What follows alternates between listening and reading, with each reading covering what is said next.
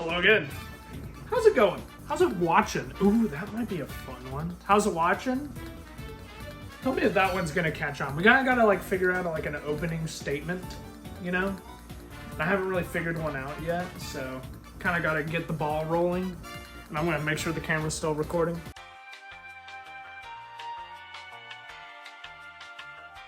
Thank God it's still recording.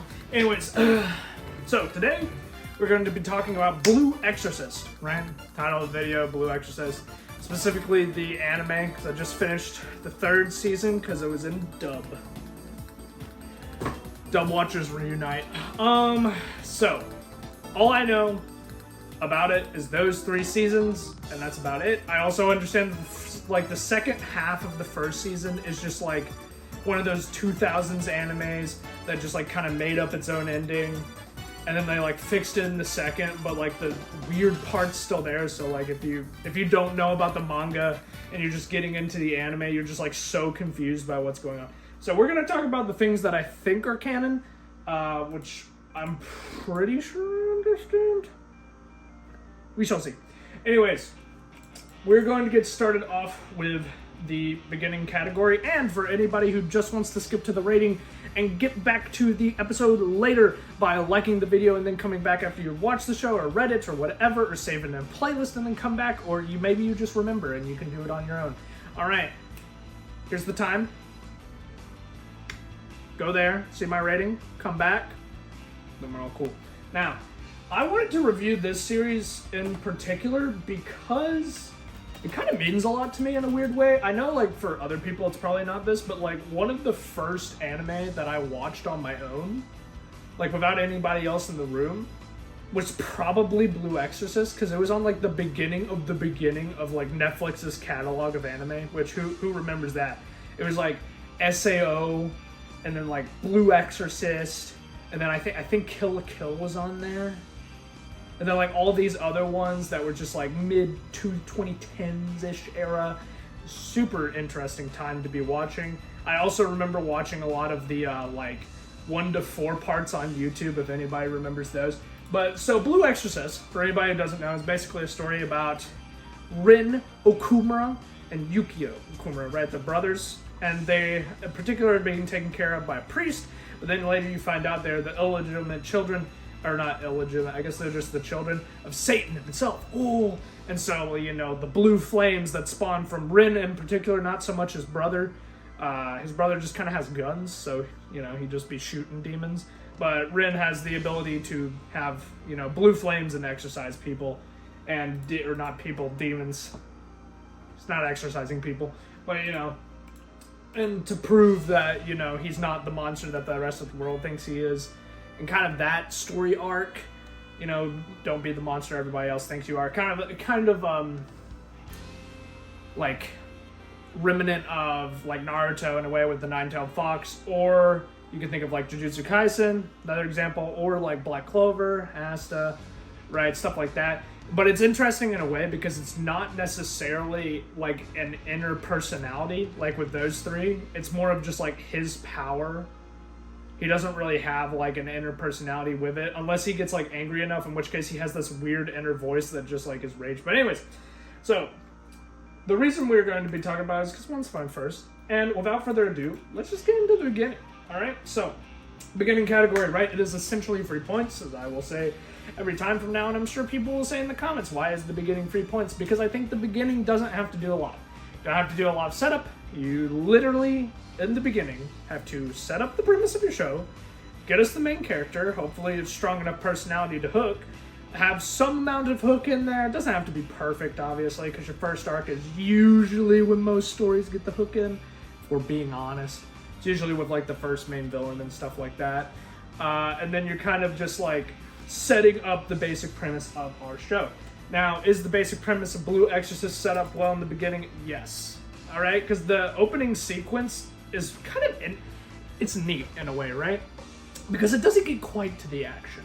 You have like this slow burn episode of just like watching kind of Rin's life and understanding that he's like a good kid, but he just kind of is overly clumsy, or he tries to make things work, but then boom, he doesn't make things work for one way or the other. He's good at cooking, which, fun fact, He's one of the reasons I took up cooking. The other one was Sanji. And then he just kind of like goes through like his daily routine until eventually he starts seeing these like, what are they called? Koltars? They're like these little demons that appear like when miasma and like bigger demons appear, right? They're just kind of like a signal to people who can see demons. He can see these, he thinks it's odd. And then essentially, like, we get into the first, like, bully character, right? Because there's always those bully characters in the beginning, some reason for these, like, you know, I'm not the monster they think I am type archetype character. There's always the bully guy at the beginning, and usually he's gone, or he just, like, stays a main character. It's weird. But anyways, he comes in, and it turns out he's possessed by a demon. And then Rin's father, not Satan, the father who takes care of him, the priest, he comes in and he's like, oh my gosh, you know, I knew this day would come. And then he gives them the whole spiel. And then by the end of the beginning episode, essentially, the priest dies because Satan possesses him, because Rin says that essentially he's like not his dad, because he feels kind of betrayed that the priest never told him that like Satan was his father and all this stuff. And so he's kind of like, why would you care? And then that hurts him. That gives him enough negative emotion for the Satan to like possesses him. And then he, I think his name's Father Miyamoto. Hold on, let me see. Oh yeah, Fujimoto. Yeah, so Shiro Fujimoto. So he essentially takes care of them, and then like he stabs himself in the heart to stop, like, you know, Satan from taking him back to Gehenna, which you learn that there are two worlds. There is, I think, Arya, which is like the worlds that everybody's in. It's just like the human world. And then there's Gehenna, which is the demon world, and that's just like where, you know, all the demons reside, but they can cross through with like a gate to the Gehenna for like more powerful ones. And there's like some other ways they can cross through, or if they're already in the world, they're in like relics, or they're sealed, or other things. So there's like a whole way to get them into an Arya, essentially. So it's not just this gate, but apparently Satan needs the gate because otherwise he cannot like cross because he's too strong. And also he can't possess like just anyone because they just burn to death with his flames. So that's kind of his plan, is to like possess his own son in a way so that he can withstand the flames, so he can be in the real world. The idea, all right, of him doing this, and then essentially by the end of it, you know, Rin gets saved by, you know, Fujimoto, his father, killing himself to spare him, and then he leaves him with a cell phone with, you know, only one number saved in it, and you get introduced to my man, Mephisto, and that's essentially the beginning, because it's just like a hook. And then Mephisto, you find out he runs like this True Cross Academy that's going to teach Rin to be an exorcist, so that Rin's goal is that he can eventually, just as he puts it, you know, beat up his father. More or less, that's just what he wants to do. And so he's going to go and, you know, do it, right? So I will say, as far as beginnings go, I think it's kind of good in a way that you don't really see, because I don't know if anybody else is like this, but I kind of like a slow burn beginning. I don't know why. I also enjoy the action sequences at the beginning sometimes, but like there's something about a slow burn. It just kind of gets you sometimes. So I'm kind of about that. And also it's like 3 points, and it sets up the basic premise, because once you get to Mephisto, you have essentially the main character completely set up and a reason for them being in the story and what the story's about. And so you really don't have to worry about anything there. And I just think it's all good. I don't think anything is done poorly. I also think just the scenes with like Rin going about his daily life are interesting, because you get to learn about him in a way that you don't get to learn about a lot of main characters in the beginning. You don't start with their hobbies usually, or not in ways that are popular now, right? It's usually like, man's new to town, right? Or like I did with Rimbreaker, he's new to town, and then you're introducing him that way. You know, as he's new to town, you're new to town, right? It's kind of the way they're doing it. But with Rin, it's kind of, you just get to see a snapshot of his life, and then the day his life changed, right? Which is kind of nice. I like that. So I'm going to give it the free 3 points. I'm going to be honest, as I've said, you really don't need to do a lot of fancy things in the beginning. It's perfectly acceptable. And I will say, I do think it's just a 3. I don't think it's like the greatest beginning I've ever seen. And if somebody is curious about like what I mean by like really great beginnings, I'm talking about something that's just like so well set up in a premise sort of way. Like one of my favorite, if not my favorite, first episode of all time of anime. Some people are gonna be like, "Oh, Card, it's One Piece." It's not One Piece. I know, surprising. It's not One Piece, but it's actually Death Note's opening episode. I think is one of the coolest opening episodes, maybe like in all of anime. It is such a unique way to go about introducing Light, which it is the snapshot of his life essentially. And it's like the day everything changed when he got the Death Note, but you just get to see him at the beginning and then him at the end of that like 20-minute episode are like almost completely different people. And it is fascinating that you could get that much like character movement in a way and development within just like 20 minutes, or essentially like the first chapter or a couple chapters of Death Note, right? It is just wild to me that you can do that much.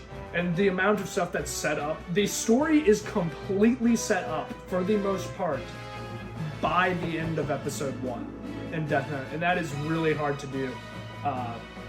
So I will say that's probably like a 4 out of 4, or 4 out of 3, because the beginning's out of 3 points. So, alright, let's get into the characters. So we're gonna start off with the main character category, right? We kind of just got up. So for main characters, I mean, you know, it's Ren Okumura. Now, I will say, I do think some people are going to be just kind of hard on him, and I don't really know why, right? Because if you look at him in the way that you kind of look at a main character, what does he have that main character needs? Charisma, right? He's got charisma. He needs to have either like a truly...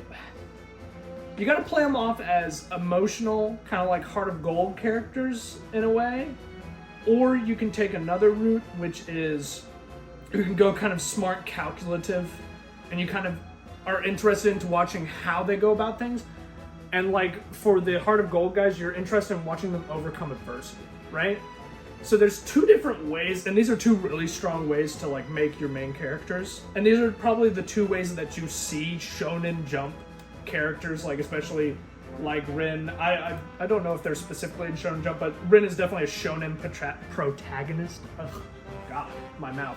But you'd usually see kind of like the Heart of Gold, you know, they're going about things in a certain way, or you see kind of the calculative mind, and how are they going to do things is usually the question. Those are the types of protagonists you see a lot in Shonen Jump. And so for him, I think he does it remarkably well, but also in an interesting way. Which, in my opinion, most shonen protagonists, especially nowadays, kind of, it's more about how the world bounces off of them, right, in a way, where it's kind of like the story almost doesn't feel like it functions without the character being there. Does that make sense? Like, so, let's just take an example, right? And this is an example of the opposite. So, a world where I believe the character does not, like, mean the life and death of the world, essentially. We'll take, like, One Piece, right?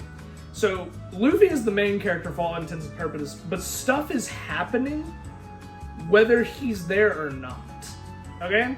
And for Rin, it's kind of almost the same, where there are a bunch of different moves being played across this chessboard, and he is merely, at the moment, at the end of the 3rd season, he is merely a piece. But he's a piece that's supposed to eventually become the king on the chessboard, right? So it's interesting to see how kind of he bounces off the world, not necessarily the world bounces off of him, right? So for a character where the world bounces off of them, it would be like Naruto, because even though stuff is happening in the background, the world almost feels very stagnant in a way. Especially because, like, the world building just never really happened, where you had, like, all these hidden villages and then it just never really went anywhere.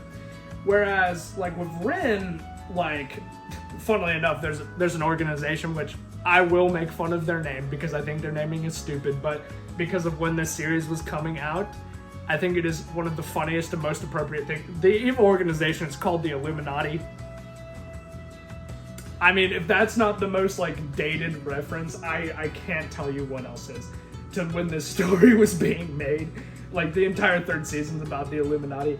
But, you know, and stuff like that, like, they're making moves without Rim being there, and they're kind of bouncing off of, not bouncing off of Rim, but he's bouncing off of them because he's learning different things about how his power works, how he has to save people, and stuff like that. That is actually a huge point, is because for Rin to save people in this world, they all fear him because they know what the blue flames mean, and he wants to save them anyways.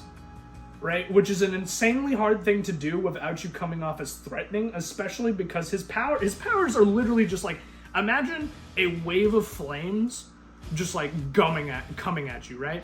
Like a tsunami, right? Imagine that, but just like blue fire, right? And then you as a civilian are supposed to not get terrified of that. Kind of a hard thing to do, right? But he can control his flames to make them not actually burn people. Alright? He can make them burn what he wants to burn, but at the same time, you're just like a person who's getting saved by this thing that just burned an entire building to ash, right? But like didn't hurt you. And so it's a very fine line he has to walk. And I think that's interesting, especially for his character.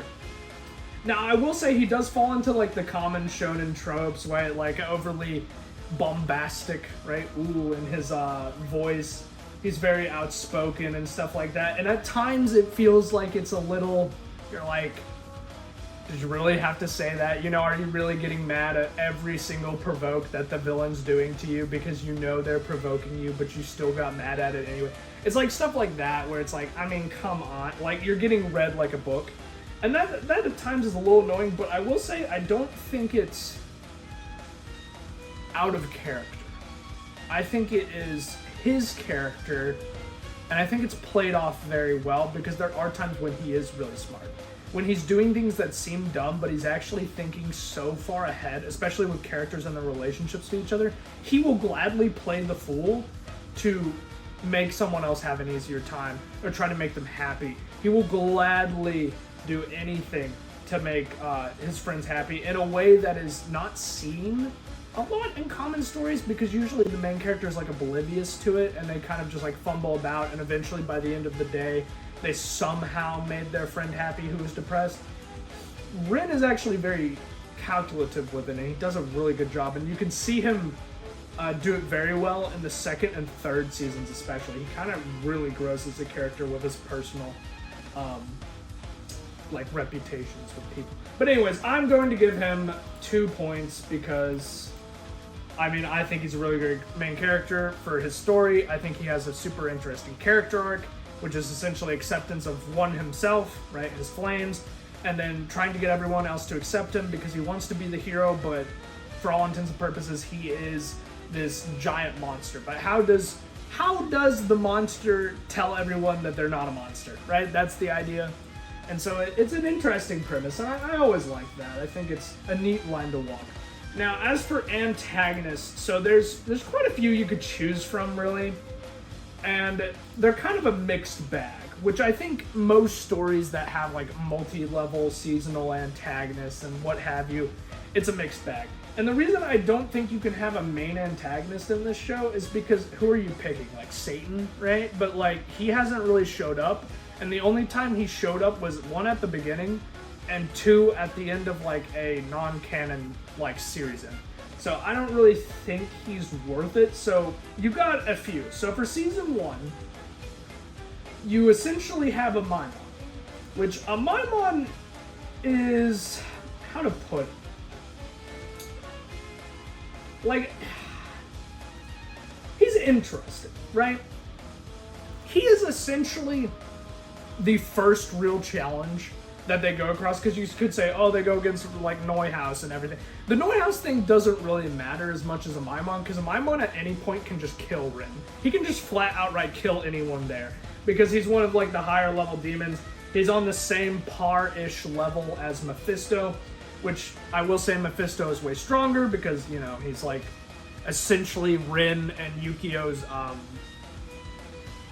like parent almost at this point. He's like their guardian, and so he just kind of takes care of them, but he's also just like insanely, he's one of those characters that's insanely flamboyant and just like doesn't care about anything, right? And they just kind of play it off like they're super chill, and they're just like, you know, haphazardly laissez-faire going about life, but like when they get serious for a split second, the battle's already over. Like it's already cooked.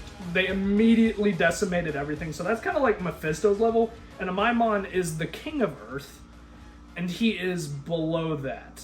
And essentially, Amaimon is also related to Rin and Yukio as a sibling-esque area, which is what Mephisto is as well. But all you really need to know about him is he is essentially like the representation of what is a strong demon. As for like flavor, he doesn't really have a whole lot of flavor other than he likes to play games, and he just kind of like is so strong that to him a game is just like beating the crap out of someone to the point where they almost die. It's also kind of funny because he can literally just like poke a regular human and their bone immediately snaps, which I thought was hilarious. Like just as a demonstration of strength, that is like, whoa. But like, as for villains go, he doesn't have a lot of flavor, right? He doesn't do a whole lot because by the time he's put into the story, he is kind of already taken out, right? You have like Rin's trial, and then he gets like essentially X'd there.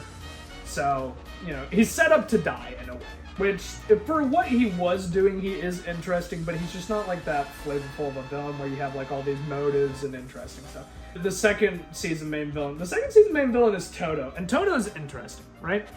Because he has one of the more, I guess, relatable motives in a way, and his essentially motive is that he feels like he wasted his life.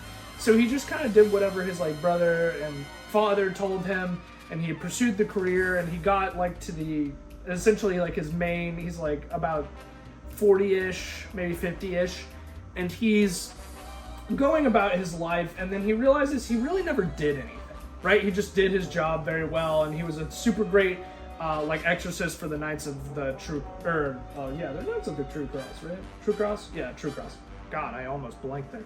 But essentially, he has felt like stuck in life. And so what does he do? He kind of tries to mix things up and live in his own way. And by doing this, he decides to get possessed by a demon and kind of control their power. Now, in the first set you see him, he does this to Yukio, who is Rin's brother, and he completely bamboozles him. And essentially gets like one of the eyes of the Impure King, which is another. Essentially, Toto is the antagonist of the second season, and the Impure King is his ticking time bomb to like essentially wipe everyone out, right? And Toto's more of like a calculative villain. Like he's really smart in how he gets both of these eyes, because he needs both of these eyes to summon the Impure King. How does he do that? He manipulates some of his students who are now, you know, or who were members of this Buddhist shrine, who have the other eye, right? And so the idea is that he can get both eyes, summon the Impure King, and then essentially you don't find out why he necessarily wanted the Impure King, or at least I don't think he did. But he then goes on to essentially do his entire game plan so that he can get, oh god, I'm gonna mess this up, Karura? So, which is a fire demon that the temple was protecting, and is essentially the Phoenix, right? And so he wanted that because he wanted to swap the demons he was essentially being possessed by, so that he could be possessed by the Phoenix and essentially be unkillable, right? That's his. He's an immortal type villain, but that's not really his main goal. So it's actually kind of interesting because it's more of like a stepping stone to where he wants to be, which is to live a full life, which is ironic considering he got the immortality demon. But he's a take on like emptiness, like he doesn't really feel like he lived, right? Is essentially the point. But why I think the second season and that villain is because you have a whole lot more of character interactions, and the villain themselves is very smart. So I like Toto, and I like how he goes about playing the game. And then third season villain are essentially the main antagonist, because you could have any member of the Illuminati. You could even take Lucifer, who is the head of the Illuminati, who is a Mephisto brother, so he's essentially like in the whole Maimon Rin family tree-ish thing in Gehenna. I don't really know how it works, but you know, it's all a family tree. Maybe I'll put it up on the screen. But the main one is actually Michael Gedowin. And Michael Gedowin is a little bit odd, right? He's essentially like the super, just like, he's one of those tropes of like the genius who is just like super crazed in a way. And then he's also just like really stubby and fat, and then he's supposed to look hideous because he performs hideous experiments, and he's super cruel, right?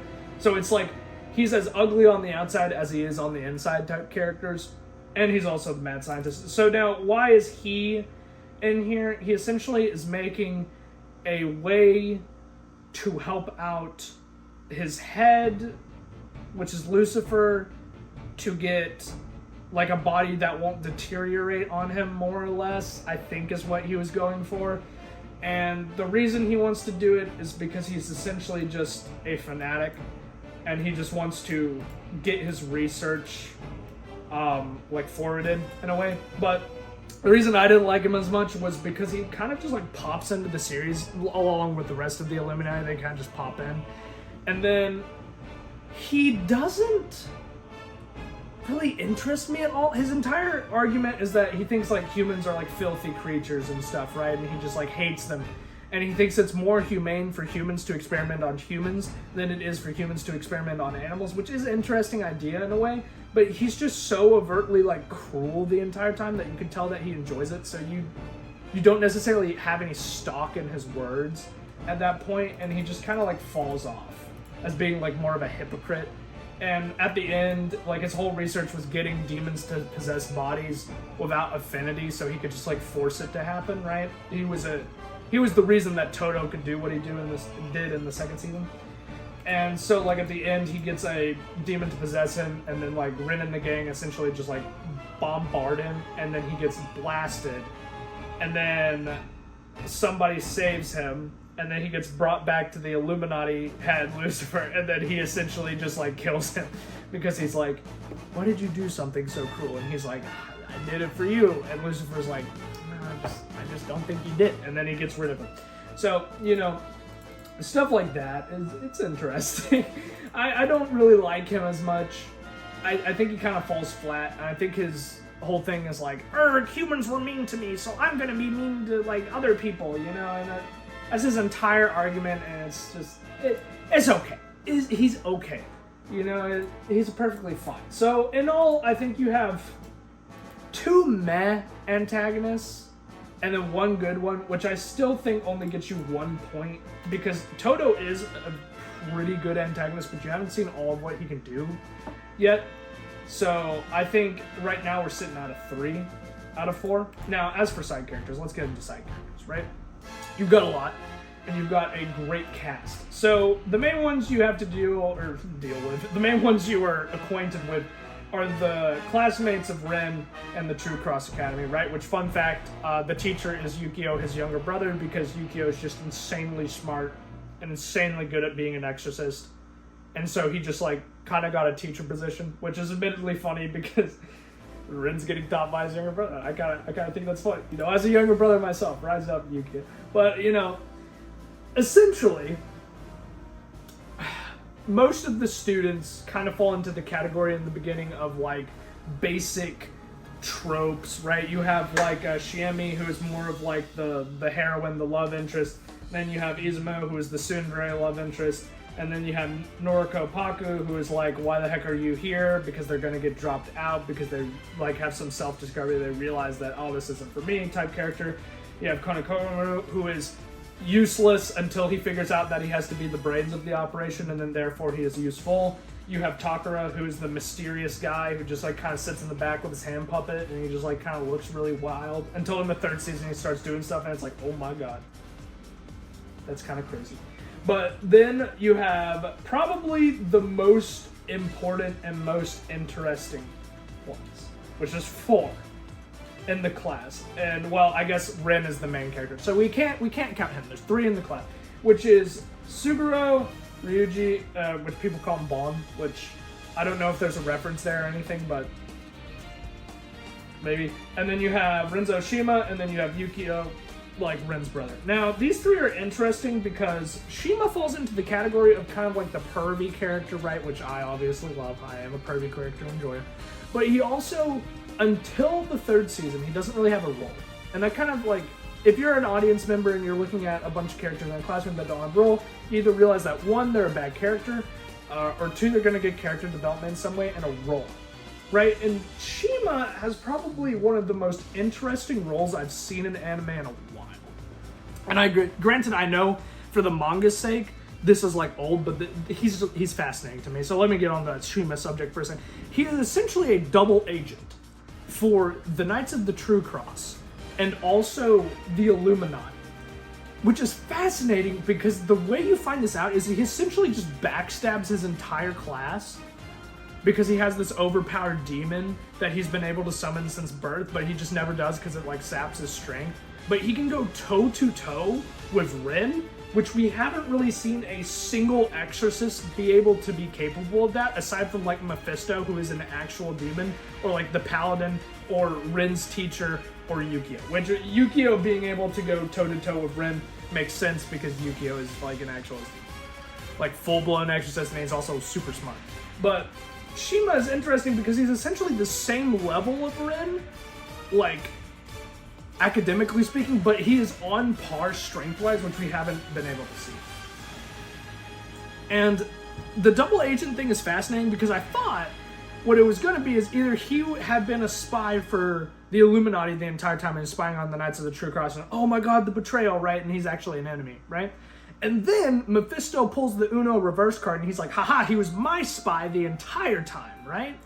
And then Lucifer pulls the Uno reverse card and you're like, oh my god, is he actually doing the triple spotlight? It is insane, dude.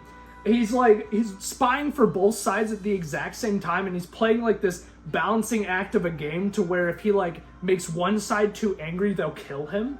But he kind of enjoys it because he just thinks it's cool. And he has probably one of the weirdest and just most interesting lines in the entire series, where somebody says you'd have to like betray your family and friends, and then he says, "That's what I'm best at." And I was like, what the heck? What do you mean you're best at that? That was an insane comment. So Shima is super interesting as a side character. At least right now in the third season, I thought he was fascinating.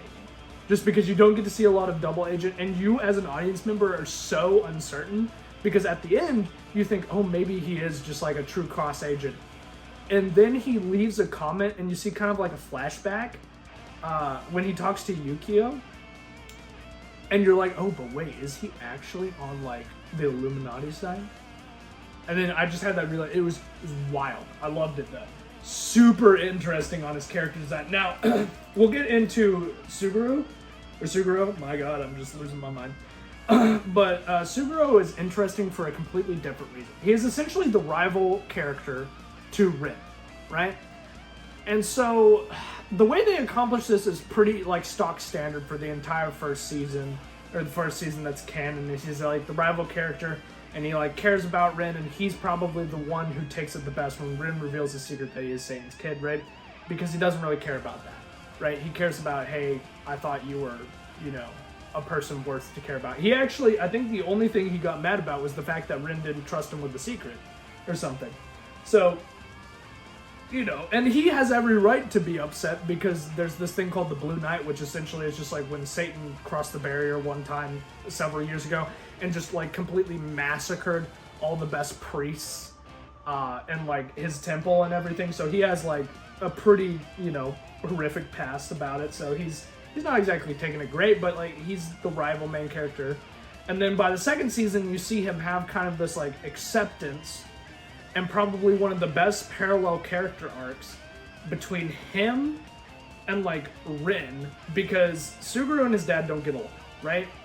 And they start to like fight and stuff in the second season, and Rin has just lost his father.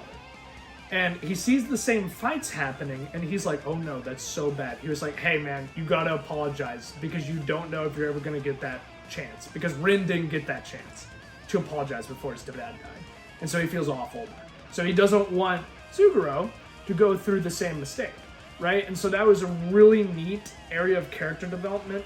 And one of like Suguro's talents is he looks like a punk essentially, but like his entire thing is he's like straight A student. He's so good at what he does. He's so knowledgeable about like barriers and sutras and all that.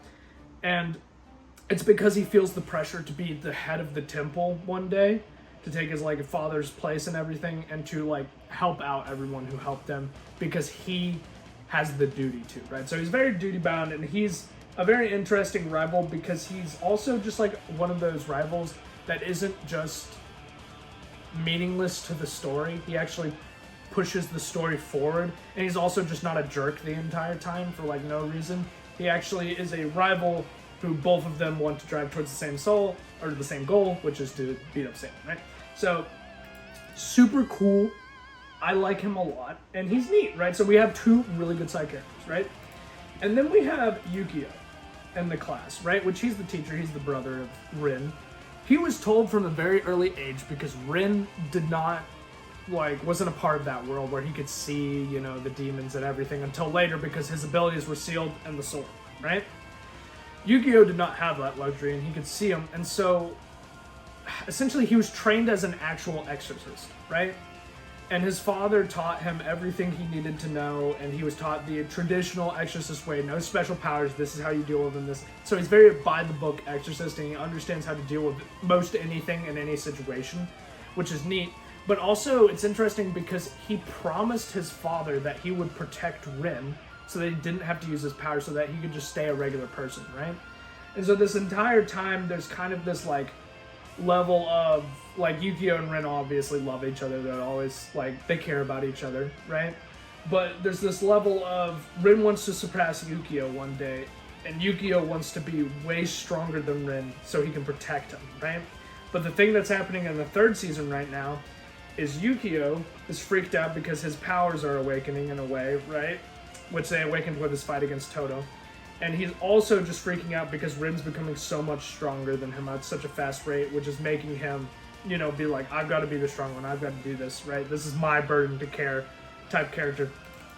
So it's interesting to watch him walk this line of, caring about his older brother and protecting him, but also just kind of being like, I need to get stronger, right? And so I feel like he's going to make an interesting decision sooner or later, especially since the head of the Illuminati just met him in private and talked with him. That's usually a sign that something's gonna happen. But we'll see. So, with that being said, do I think the side character, and there's obviously other ones, actually I'll get into probably one of the best other ones, right? Which I think if you talk about this series, you have to talk about Mephisto. Mephisto is so neat. You never really know if he's a bad guy or a good guy. And the reason I think that is most fascinating is because out of all the, exorcists that Fujimoto, who is the paladin, who was the highest rank exorcist, could have on that phone that he gave Rin, it was Mephisto. Right? Which is very odd considering in the entire community, nobody trusts Mephisto. Even Rin doesn't trust Mephisto. But Mephisto has always protected him in a weird way, almost like he's nurturing a weapon, but that also begs the question, why does Mephisto need it, one? And why can't he do it himself? Because he's essentially, the way he says it in the third season is he's so much stronger than Rin that it doesn't even matter because he's the space and time, kind of demon. So literally, how the heck do you combat that? He is so much stronger that the fact that he could struggle against anyone is mind-boggling to me. And also, why does he even want Rin? What purpose does he have for him?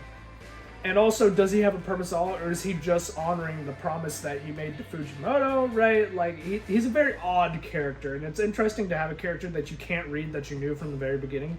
But he definitely does care about Rin and Yukio, for better or for worse, and the students that go to his academy, because he will, back them, whether or not he's essentially nice about it, that's another issue, because he essentially alludes to that all of them are his pieces on a chessboard that he is playing a game with, and he has to move them perfectly, otherwise his opponent will completely outmaneuver him and defeat him, right? Which you don't know who his opponent is. I'm assuming it might be Lucifer, but I don't know. And that's interesting to me. One, because the way that conversation is phrased, and I could be wrong here, is either that is his entire thing and he just views them as chess pieces, but he also said that to Lightning, who he kind of wanted Lightning to get out of the room. So he could just be playing up the fact that nobody trusts him by just being that untrustworthy person to then get Lightning out of the room quicker because there's nothing else to there's no suspicion if you already know what he is, right? And so it's interesting. He's a very cool character. He has an awesome personality. He literally just collects all the collectibles in like Japan because he just thinks it's fun to do. He also loves like the finer dining experience, right? But his favorite, guess what his favorite food is? I'll let you guess. You get 3 seconds. It's instant ramen. It's cup noodles. My man loves cup noodles. He eats them with a Maimon in the first season. After a Maimon gets a super collectible, like some anime series kimono for him. It is so weird, but it's admittedly funny. So we let it slide. So those are probably your most interesting side characters. And I will say, like in my opinion, you have to have a cast that is at least the majority interesting, right? Now, I did name off some of the really good ones because if I sat there all day and named off every single one and whether I thought they were good or bad, that's a completely different rant. But I do think the majority of characters in this series are very good. They have complex motives, and I think that's interesting to do, especially with a larger cast and a multi-series, like, story, right? I don't know why it took me so long to say story. Because there's a lot you can do with it, right? You're not limited to just one season of story time, so you can do a little bit more, and it's honestly fascinating. I like it a lot. So I will say, side characters, we will give it the 2 points. We'll give it the 5. Right now, this is where I think we're gonna run into some issues, which is the story itself section, right? So it's out of 4. In the story itself section, you might think, oh, Carter, you like the story, right? It's essentially a guy going to, get strong enough to beat. And I do like that. I just do wish it felt a little less like Monster of the Week and segmented in a way. And the reason I think it feels like that is because, one, the first season is just such a patchwork of ideas because of the time it was made. Filler was way more accepted. And so it's just insanely weirdly placed, except for the very beginning, which sets it up quite nice. And then, because you immediately have Neuhaus attacking Rin, and then right after that, you have a Maimon attacking Rin, and you're like, what the actual... Because Mephisto's doing it, right? Because he wants to, like, experiment with Rin, but, like, it's just literally Monster of the Week story, and I don't find that fascinating, because there's no overarching goal in the first season-esque. There's just, Rin's on trial for being Rin. He's got to get out of this. How do we do this? We tell them he's a weapon for the Order. Ooh, now we're going to go on this other thing so that he can prove that he's a weapon for the Order, which is when he fights the Impure King and, like, Toto and all of that in the second season. And then, boom, that story is fine. I actually like that bit because it kind of works from one part to the other, right? The thing I think is awkward is the third season, which I think has some of the more interesting moments like Shima, but something I don't think is very interesting is the fact that we just kind of had this mistrusting arc with Rin, where he essentially had to win the trust back of everyone because he was like, it found out the secret's out, right? And so he has to win back the trust of all his classmates, which, funnily enough, some of them didn't even need to win the trust back because they already knew or they just didn't care, right? Because Izumo didn't care about Rin being Satan's kid because she was like, well, demons and, demons and humans have kids all the time or something like she just said. And so he's like, oh, that's interesting. It made him feel better. And then, like, obviously Yukio knew because he was his brother. He didn't care. And then, like, other people like Miss Kirigakure. Oh, for side characters, Miss Kirigakure, amazing teacher type character. Very cool to see an interesting take. So I like her a lot. But anyways, back to the story. And so we saw that entire, like, mistrusting getting trust back arc. And then we saw it again in the third season with Shima, which was a little bit weird. Granted, his was different. But it was just a little bit of repeat action. I didn't quite like that. And also, the third season is such a jump, right? It is literally like we just got done with Toto and the Impure King, which was, granted, I will say, if you connect the dots by, like, him being a weapon for the True Cross, and then that's him proving it, that entire season 1 half, essentially, and then the entirety of season 2, which I think is the best story out of all of it, is probably really connected and neat. I like that kind of connection. But the third season just seemed like out of frickin' nowhere, and like, oh, the Illuminati exists. What the heck do you mean the Illuminati exists? They were never like foreshadowed at all in any way, except I guess the fact that Mephisto says he has multiple like brothers, right? So I guess you could think that, oh, maybe we're gonna run into another one of Mephisto's family, which is by extension Rin's family, right? Because they all want to meet him in different ways and see what he's about. So I guess there is a tiny bit of foreshadowing there, but it's just weird for the biggest, financed institution within Blue Exorcist that rivals the True Cross and everything, for them not to be set up on the onset is a little bit odd. And also the story of the third season is just a little bit meh, because Gedouin isn't really an interesting villain, and he's just only okay. And the entire series, the entire third season to me, except for the Shima thing and the Izumo stuff, which granted was most of it, but every other thing just kind of felt odd, especially Yukio. Yukio didn't feel like he had a place in that story, which was interesting considering he was such a dominant part in the first and second season. He almost felt useless, which I guess is why he's so upset about his strength now, but it was a whole thing. And the beginning of season 3 is very weird. It's essentially Monster of the Week until they get to the Illuminati stuff. So I will say I do think that it takes it down a peg, which, because of how the beginning is set up, because I like the beginning, and I like the second season a lot, and I just think the beginning of the third season's weird, and then it didn't have the strongest antagonist, but it does set up the Illuminati in a way that makes them interesting, because it's the Shima connection. So I will say I'm only going to take off 1 point for that. And the reason I'm only going to take off 1 point for that instead of 2 or 3 is because I do think you have a very good premise, and it is interesting to watch. Right? The Shima and the Izumo stuff, which is the majority of the third season, is interesting.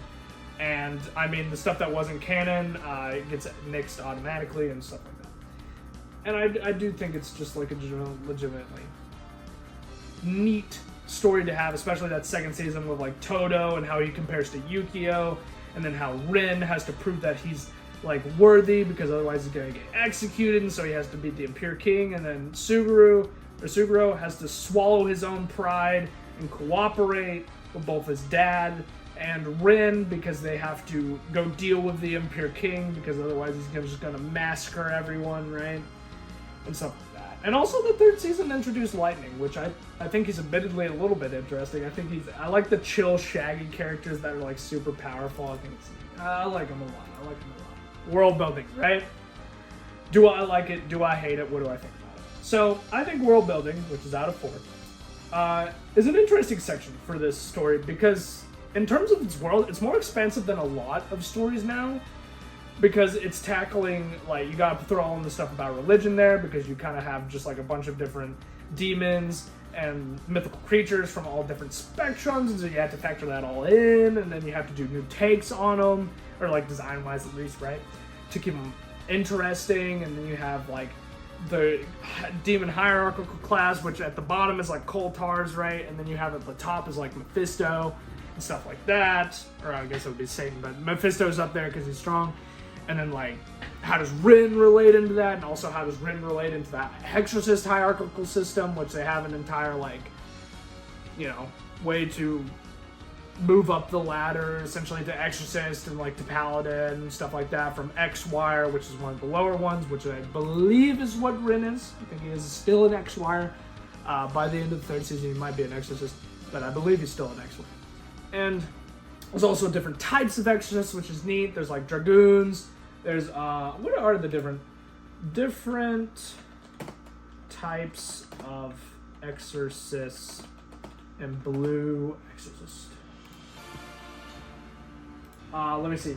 A knight, an exorcist who is skilled with a sword. Oh, so Rin, because he uses the Koma sword, right? A dragoon, an exorcist who uses firearms, so Yukio's guns, or Suguro has a bazooka by the end of the third season, which I thought was fun. And then there's a tamer, an exorcist who controls spirits, right? So Izumo An Arya and Exorcist who uses holy verses and sutras, which is also Suguro because he wants to like essentially double major in 2 different exorcists.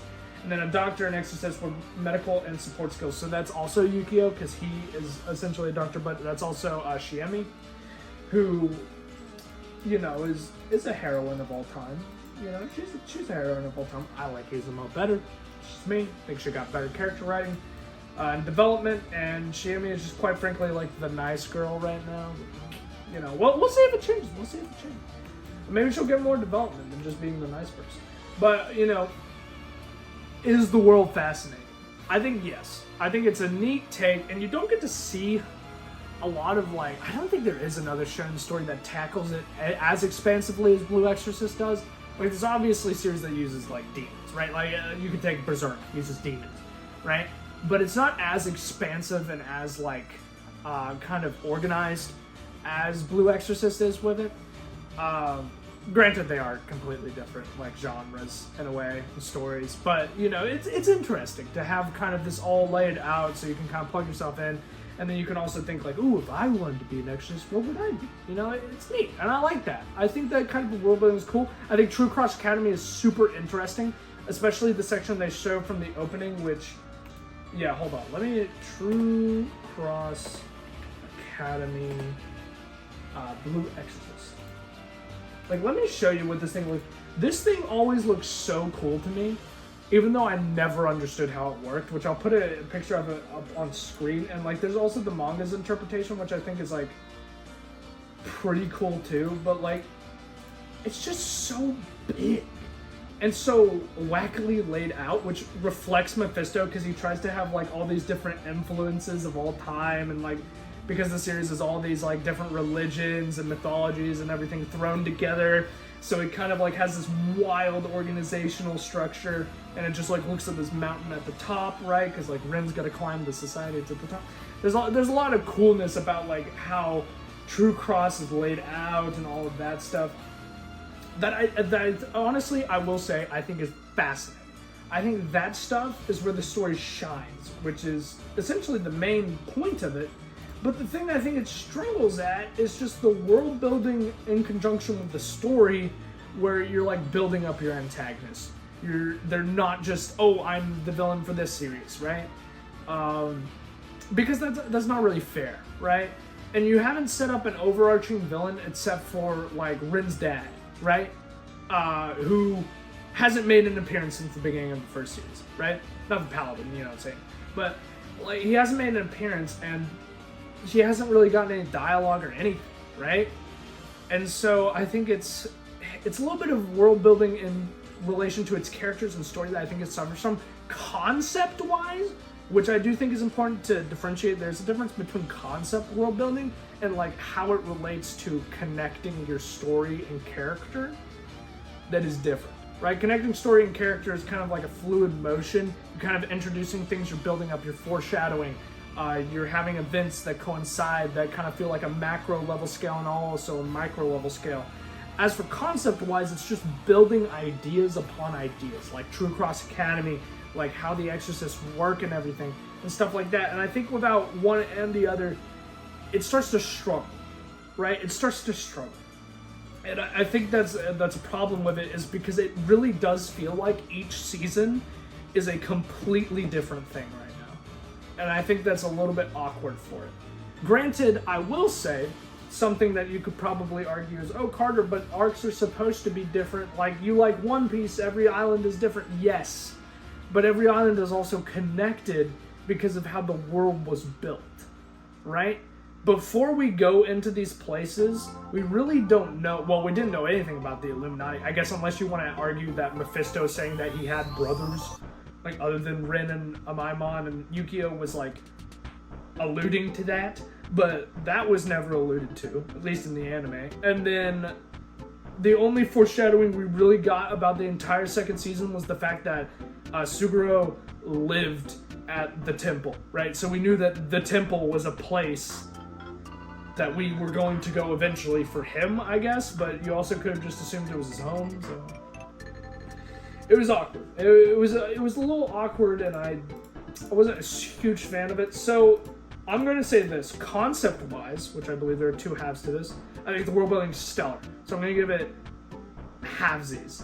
And I think 2 points, essentially.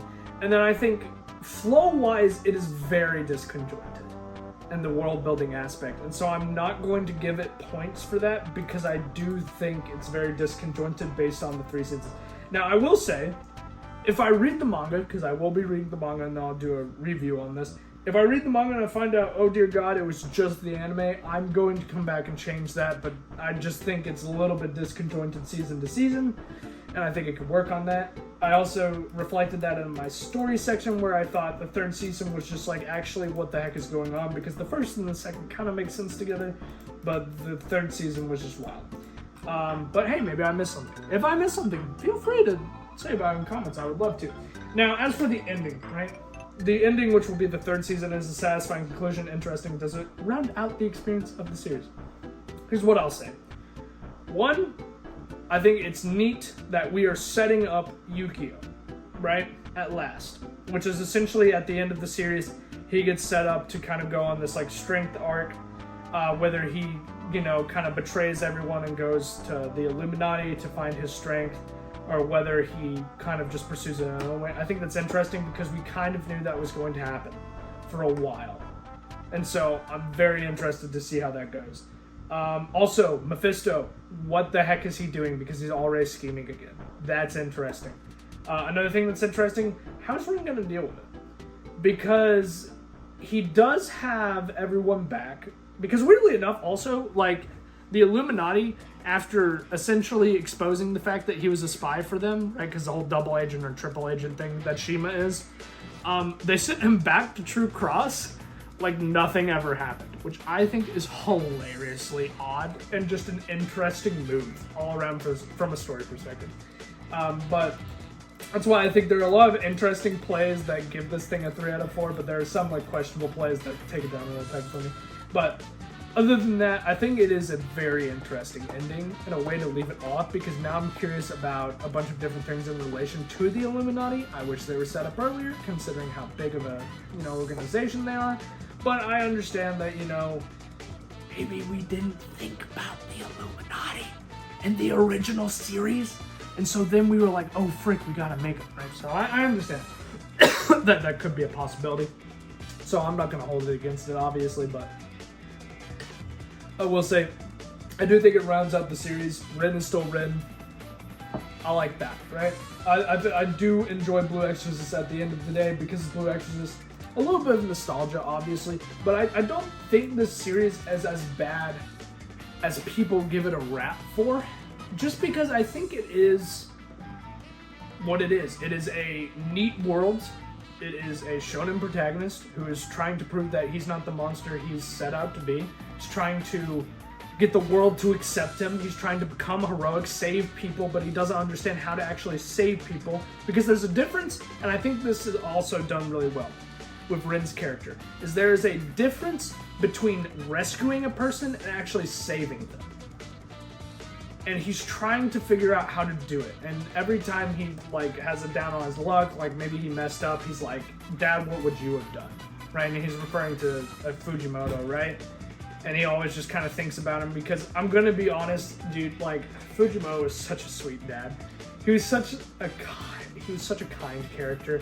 Because there's a scene, and it almost it kind of breaks your heart in a way, because he's dead, but there's a scene where Rin goes to daycare, right? And because he has all this power, even though it's sealed away, he's not like other kids, and he gets angry, right, a lot. And so he kind of has these outbursts, and because he has all this power, he's really strong, right? So he starts destroying stuff. And at the daycare, he accidentally hurts a kid, he accidentally starts hurting himself, he hurts other people around him. And then Fujimoto gets called in from the church. He comes down, and then he sees him there, and Rin's all angry, and he says to get back. And then he just gets down and gives him a hug, right? And I think there's just something sweet about that, where it's he's like the little monster or whatever, and that's what they keep calling him. And he's like, I'm not a monster, right? Because that's what he's been told his whole life. And his dad knows that. His dad knows that he's his little boy. Right, and I think there's something sweet about that, and just nice. in a way that you don't get from a lot of series where it's like, I'm not the monster they know me to be, because usually the parents like not in the picture, or they're never mentioned, or they're dead, right? And I think it's neat that Rin has a sort of parent figure to mark himself off of, and he learns from even after his death, which I just like. I think that's neat. I think that's good character writing also. Which is why I gave him 2 out of 2 points, if you guys remember, and the side characters 2 out of 2. Antagonist, gotta work on, but it's okay. I'm really critical of antagonists, so you know, I think they hold up the story. But for the ending, I think it's a classic 3 out of 3. I don't think you could really argue anything else, because it sets up the next arc and it's interesting, and I like it. And does it round out the experience? Yes, because Rin pulled the Rin move and he saved everyone, and he proved the world wrong that he is not the monster everybody thinks he is. And he's also just accepting himself at a level that he kind of hasn't before, where he's just like, this is who I am. He's even getting to the point, which I think this is a really neat way to show that he's accepting who he is and his powers, is because he used to just hate having his flames out, and he always hid them, right? But they would pop out when he was angry. And after like the second season and into the third, and like throughout the third, he kind of like names his moves, right? He gets that main character thing, and he starts naming them like Satan Kick and Satan Slash, right? So he's very open about who he is now, and I appreciate that. That's a neat way to do that, like how he's accepting who he is in a way. I like that. I like that a lot. So, without further ado, here's our final score. If anybody wanted to know, this is the rating. So, 3 points for the beginning, right? So you're at 3. 5 points for characters, you're at 8. All right, 3 points for the story, you're at 11. 2 points for the world building, you are at 13. And 3 points for the ending, you're gonna be at 16 out of 20. Now, do you disagree? Do you agree? Do you think I need to do something different? Let me know in the comments below, because this series, to me, did a great job. And I can't wait to see more of it. And I'll see you in the next one. Adios!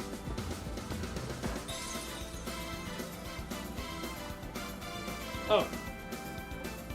Also, the openings are bangers, in case anyone was wondering. Watch the series, just don't watch the second half of the first season, or just read it.